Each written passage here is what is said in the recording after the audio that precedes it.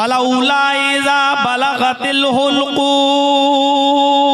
जब ये रूह निकलते निकलते पैरों के पंजों से, तलवों से निकलते निकलते, पिंडली से निकलते निकलते तुम्हारी एड़ियों तक, तुम्हारी पिंडलियों तक आती है, और पिंडलियों से निकलते निकलते घुटनों तक, और घुटनों से निकलते निकलते रान तक, रान से निकलते निकलते कमर तक, और कमर से निकलते हुए हलक तक आती है। फलौला इज़ा बलगतिल हुल्क़ूम, और जब ये रूह तुम्हारे नरखरे तक, तुम्हारे हलक तक पहुंच जाती है, वअन्तुम हीनइज़िन तंज़ुरून,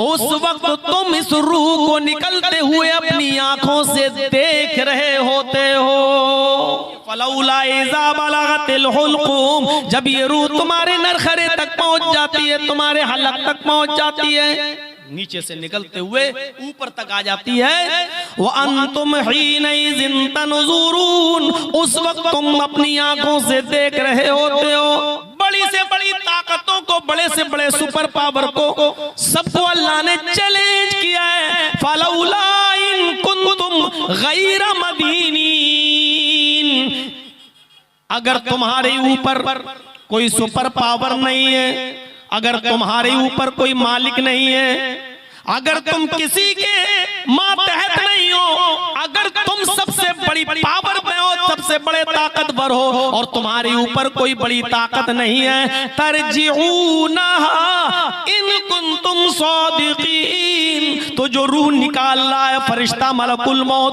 उससे वो रूह छीन क्यों नहीं लेते हो? उससे वो रूह छीन कर तुम अपने अंदर वापस क्यों नहीं लौटा लेते हो?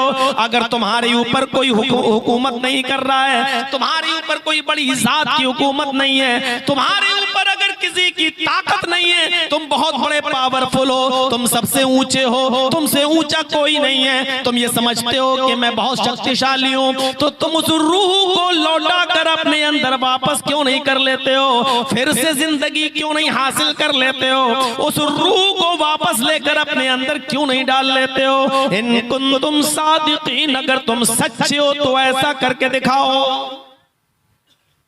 और रूह जब निकलती है तो सबसे पहले पैरों के तलवे के नीचे से शुरू होती है। मेरे वालिद मोहतरम की तबीयत खराब चल रही थी और अभी भी थोड़ी खराब ही है, लेकिन हॉस्पिटल से भी बाहर हैं, छुट्टी मिल गई। मैंने जब उनको मेडिकल कॉलेज के अंदर लखनऊ में जब उनका इलाज करा रहा था, तो रोजाना मैंने देखा मेडिकल कॉलेज के अंदर लोग मर रहे थे।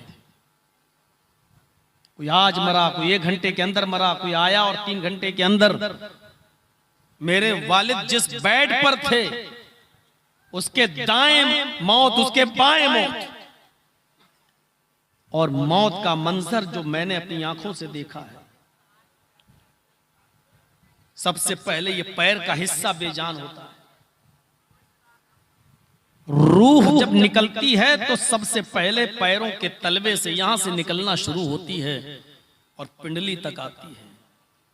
वल्तफ़्फ़तिस साक़ु बिस्साक़, जब पिंडलियां पिंडलियों से मिल जाती हैं। पढ़िए कुरान। फिर वहां से रूह निकलती है तो एड़ी तक आती है। हम और आप सब इस रास्ते से गुजरेंगे, कोई महफूज नहीं है। ये अलग बात है कि अभी कुछ मोहलत मिली हुई है नेक अमाल करने की। पिंडली से जब रूह निकलती है तो घुटने तक आती है, और घुटने से जब रूह निकलती है तो रान तक आती है, रान से रूह निकलती है तो कमर तक आती है। ये हिस्सा बिल्कुल बेकार हो जाता है नीचे का, और कमर से जब रूह निकलती है तो धीरे धीरे चढ़ते हुए सीने तक, और फिर हलक तक आती है, और उसके बाद आंख, नाक और कान के रास्ते से ये रूह बाहर निकल जाती है। और जब ये रूह निकलती है तो जिस शख्स की रूह निकलती है वो उस रूह को निकलते हुए अपनी आंखों से देखता है। मलकुल मौत जब रूह को निकालता है तो मरने वाले की आंखें फटी की फटी रह जाती हैं। वो उस रूह को निकलते हुए देखता है अपने पास, वो उन फरिश्तों को भी देख लेता है कि मेरी रूह निकलने के बाद रहमत का फरिश्ता मेरी रूह को ले जाएगा या अजाब का फरिश्ता मेरी रूह को ले जाएगा। वो ये सब अपने नजरों से और अपनी आंखों से देख लेता है। आंखें जब फटती हैं, रूह निकलते हुए हलक तक पहुंचती है। कुरान करीम उसी चीज का नक्शा खींचते हुए कहता है फलौला इज़ा बलगतिल हुल्कूम,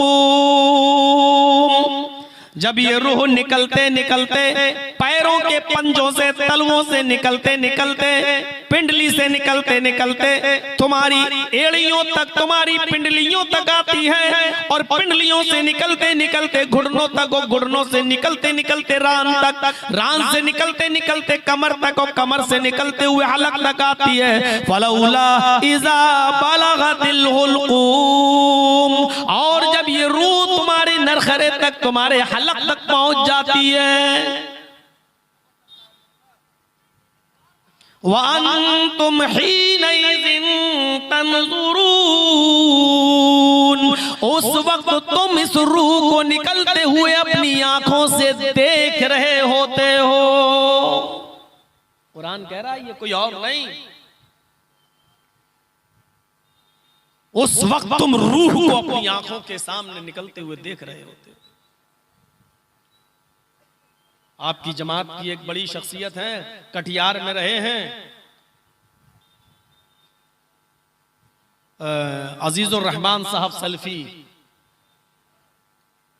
आज मेरे पास फोन आया उनके घर वालों का, उनके बच्चों का, कि उनकी तबीयत बहुत ज्यादा खराब है, बोल नहीं पा रहे हैं। आज मैंने देखा जो सबसे पहले मुझे कटिहार लेके आए, जिन्होंने मेरे प्रोग्राम की यहाँ शुरुआत कराई, फिर वो हमारे इटावा भी आए, हमारे बच्चे और फैमिली उनके घर आई, वो हमारे घर पहुंचे। लेकिन आज जब मैं उनको देखने के लिए गया तो उनकी कंडीशन ऐसी थी कि वो पहचान नहीं पा रहे थे। मुंह खुला है, सांस ले रहे हैं, कर रहे हैं। मैंने 2-3 मरतबा सलाम किया, आंखें ऐसे ऐसे उन्होंने चलाई, लेकिन न बोल पाए न जवाब दे पाए।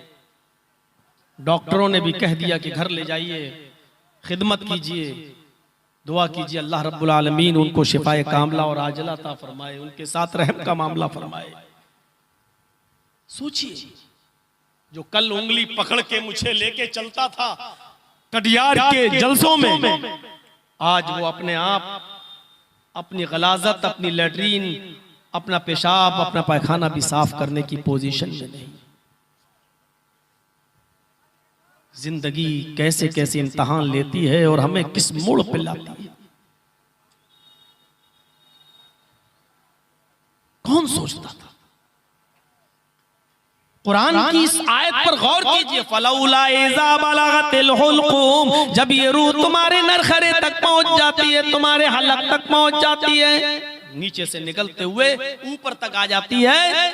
वअंतुम हीनइज़िन तंज़ुरून, उस वक्त तुम अपनी आंखों से देख रहे होते हो। वनहनु अक़रबु इलैहि मिनकुम वलाकिन ला तुबसिरून, उस वक्त अल्लाह कह रहा है मैं सबसे ज्यादा अगर तुम्हारे करीब कोई होता है तो हम होते हैं। वनहनु अक़रबु इलैहि मिनकुम, उस वक्त सबसे ज्यादा अगर तुम्हारे करीब कोई होता है तो हम होते हैं। तुम्हारा बाप नहीं होता है, तुम्हारी बीवी तुम्हारे करीब नहीं होती है, तुम्हारे यार दोस्त तुम्हारे करीब नहीं होते, वो वहां बैठे हुए हैं। अगरचे वो चम्मच से तुम्हें पानी पिला रहे हैं, अगरचे वो अपने कपड़े से तुम्हारा पसीना साफ कर रहे हैं, अगरचे वो तुम्हारी खिदमत कर रहे हैं, लेकिन अल्लाह कह रहा है वनहनु अक़रबु इलैहि मिनकुम, उस वक्त सबसे ज्यादा करीब अगर उस मरने वाले के अगर कोई सबसे ज्यादा करीब होता तो हम होते हैं। वलाकिन ला तुबसिरून, लेकिन तुम्हारी आंखों में इतनी सकत और ताकत और पावर नहीं कि तुम मुझे देख सको। वलाकिन ला तुबसिरून, तुम्हारी आंखें मुझे नहीं देख पाती हैं, तुम हमें नहीं देख सकते। इसके बाद अल्लाह ने चैलेंज किया है, बड़ी से से बड़ी ताकतों को, बड़े से बड़े सुपर पावर को, सबको अल्लाह ने चैलेंज किया है। फलौला इन कुंतुम गैर मदीनीन, अगर तुम्हारे ऊपर कोई सुपर पावर नहीं है, अगर तुम्हारे ऊपर कोई मालिक नहीं है, अगर तुम किसी के मातहत नहीं हो, अगर तुम सबसे बड़ी पावर में हो, सबसे बड़े ताकतवर हो, और तुम्हारे ऊपर कोई बड़ी ताकत नहीं है, तरजिऊनहा इन कुंतुम सादिकीन, तो जो रूह निकाल रहा है फरिश्ता मलकुल मौत, उससे वो रूह छीन क्यों नहीं लेते हो? उससे वो रूह छीन कर तुम अपने अंदर वापस क्यों नहीं लौटा लेते हो? अगर तुम्हारे ऊपर कोई हुकूमत नहीं कर रहा है, तुम्हारे ऊपर कोई बड़ी जात की हुकूमत नहीं है, तुम्हारे ऊपर अगर किसी की ताकत नहीं है, तुम बहुत बड़े पावरफुल हो, तुम सबसे ऊंचे हो, तुमसे ऊंचा कोई नहीं है, तुम ये समझते हो कि मैं बहुत शक्तिशाली हूं, तो तुम उस रूह को लौटा कर अपने अंदर वापस क्यों नहीं कर लेते हो? फिर से जिंदगी क्यों नहीं हासिल कर लेते हो? उस रूह को वापस लेकर अपने अंदर क्यों नहीं डाल लेते हो? इन कुंतुम सादिकीन, अगर तुम सच्चे हो तो ऐसा करके दिखाओ। इसका मतलब यह है कि तुम ताकतवर नहीं हो, तुम्हारे ऊपर भी किसी की हुकूमत है, और उसी का नाम है अल्लाह। वही है इस नीले जगत का स्वामी, वही है क्रिएटर ऑफ यूनिवर्स, वही है खालिक के कायनात, वही है मालिक के अर्ज़ व समा, वही है अला कुल्ल शैइन कदीर, जिससे बड़ी कोई जात है ही नहीं। और वो कौन है जो रूह को छीन सके और अपने अंदर वापस कर सके और डाल सके?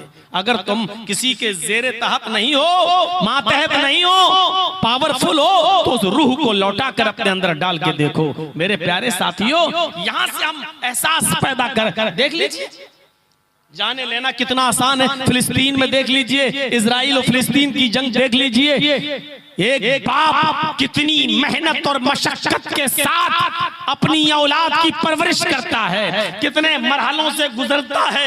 एक माँ कितने महीने अपनी औलाद को, अपने बच्चे को पेट में रखती है, कितने मराहिल से गुजरने के बाद फिर वो उसको जन्म देती है, कितनी मुश्किल से पाल पोस कर बड़ा करती है, और उसको ऐसा पालने और पोसने में कितनी कुर्बानियां देना पड़ती हैं, कितनी मेहनतें करना पड़ती हैं, और कितना सब कुछ लुटाना पड़ता है। लेकिन बड़ी आसानी के साथ एक छोटा सा बम फेंक दो और लाशों के अंबार लगा दो। मिनटों में बरसों की मेहनतों की कमाई और परवरिश की हुई मेहनत के जिसके बलबूते पर एक बाप सपने देखता है कि बड़ा होकर मेरा बेटा मेरे बुढ़ापे में मेरी लाठी का सहारा बनेगा, मेरा सहारा बनेगा, लेकिन बड़ी आसानी के साथ उसकी जानों को ले लिया जाता है और बर्बाद कर दिया जाता है उसकी जिंदगी को। मेरे प्यारे साथियों, जरा गौर करो, बर्बाद करना कितना आसान है और किसी को आबाद करना कितना मुश्किल। हम इन चीजों पर जरा नजर डालें। इन सब मरहलों से हमें और आपको भी गुजरना है। मलकुल मौत को हमारी और आपकी भी रूह निकालना है। हमारे और आपकी रूह भी नीचे से, पंजों से, पैरों से, तलपों से निकलते हुए नरखरे तक पहुंचेगी। आंखें फाड़ता है आदमी, ऊपर आंखें टंगी रह जाती हैं, वो देखता है कि मेरी रूह निकल रही है, आंख और नाक और कान के रास्ते से उसकी रूह निकलती है। ये बड़ा नाजुक वक्त होता है। ये वक्त जनाबे मोहम्मद रसूलुल्लाह सल्लल्लाहु अलैहि वसल्लम के सामने भी आया था। इंतकाल से थोड़ी देर पहले आपका हाल ये था, फजर की नमाज के बाद, जोहर की नमाज से पहले मेरे भाइयों, आप पानी के प्याले में अपना हाथ डालते जाते थे और पानी के छींटे अपने जिस्म पर मलते जाते थे और कहते जाते थे, इन्ना लिल मौति सकरात, इन्ना लिल मौति सकरात, इन्ना लिल मौति सकरात। मौत के लिए बड़ी बेचैनियां हैं, मौत के लिए बड़ी तकलीफें, मौत के लिए बड़ी परेशानियां हैं। हजरत फातिमा ने जब अपने बाप को ये चीखते हुए देखा कि इन्ना लिल मौति सकरात, मौत के लिए बड़ी बेचैनियां हैं, तो वो भी चीख पड़ी, वाह कर बाबा तो, हाय मेरे अब्बू की तकलीफ, हाय मेरे अब्बू की परेशानी, हाय मेरे अब्बू की तकलीफ। नबी अकरम सल्लल्लाहु अलैहि वसल्लम को भी इस दौर से गुजरना पड़ा। हम और आप कहां हैं? कितनी आसानी के साथ इंसान इस चीज को भूल जाता है। कितनी आसानी के साथ, कोई जैसे कुछ है ही नहीं।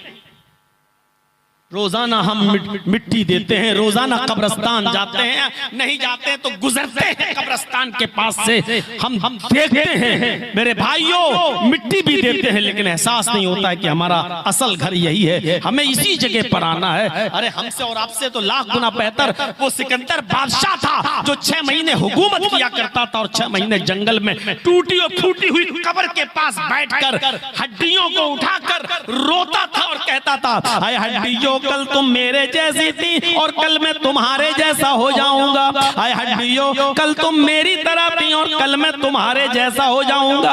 आय हड्डियों, कल तुम मेरे जैसे थी और कल मैं तुम्हारे जैसा हो जाऊंगा। वो ये कहकर अपनी मौत को याद किया करता था। जब 6 महीने वो हुकूमत करता था तो उसके बाद वो 6 महीने जंगल में भी रहता था और कहता था, हुकूमत में हमने बड़े ऐशो आराम किए हैं, बड़े आराम से हमने जिंदगी गुजारी है, अब इसको हम कैसे याद करें, इसको हम कैसे फरामोश करें। फिर वो जंगल में जाता था और जंगल में जाकर वो अपनी मौत को याद किया करता था। उन हड्डियों को देखकर कहता था, आय हड्डियों, कल तुम मेरी तरह थी और कल मैं तुम्हारे जैसा हो जाऊंगा।